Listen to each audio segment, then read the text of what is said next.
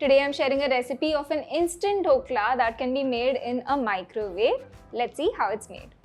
We're going to start by preparing the batter for our instant dhokla. I have 1 cup of besan over here. Adding in half a teaspoon of haldi to this, some salt to taste, 1.5 teaspoon of sugar, half cup of homemade curd. Now I'm going to mix this. What we're trying to do is make a lump-free batter. Once it comes together, add in half a cup of water and mix it properly. To this, I'm going to add in 2 teaspoons of oil, 1.5 teaspoon of fruit salt. Give it a good mix. And this is now ready to go in the oven. Before adding it to the oven, I'm going to add it to a greased mold. Make sure it's microwave safe. Use a little bit of oil to grease it properly. This will ensure that the dhokla comes out clean from all sides. Pour the batter into the greased mold. Fill it only till the 3/4 mark.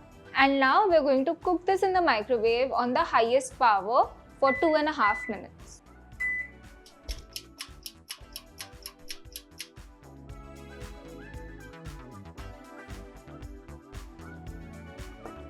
Within 2.5 minutes, the dhokla is ready in the microwave. Be very careful when you're removing it from the microwave. Use gloves or a cloth to remove it because the ceramic dishes tend to get really hot in a microwave. Now it's time to put a tadka on top. So I'm going to start by heating a tadka pan.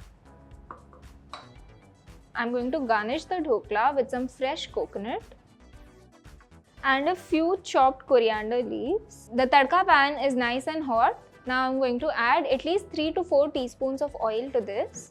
When the oil heats up, I'm going to add in mustard seeds, sesame seeds, cumin seeds. As soon as it starts spluttering, I'm going to add in kadhi patta, 1 sprig, and quickly I'm going to switch off the flame.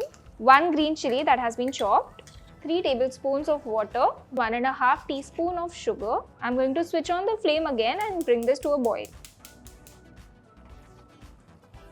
Once it comes to a boil, turn off the flame and check if the sugar has melted. There are no sugar crystals left, which means now the tadka is ready to go on the dhokla. Spoon over the tadka on the dhokla. Make sure you're mixing it every time you spoon it over. This literally took 15 minutes from start to finish, from preparation to actually cooking it and to it actually being ready. I did not even have to take out my steaming pot for this.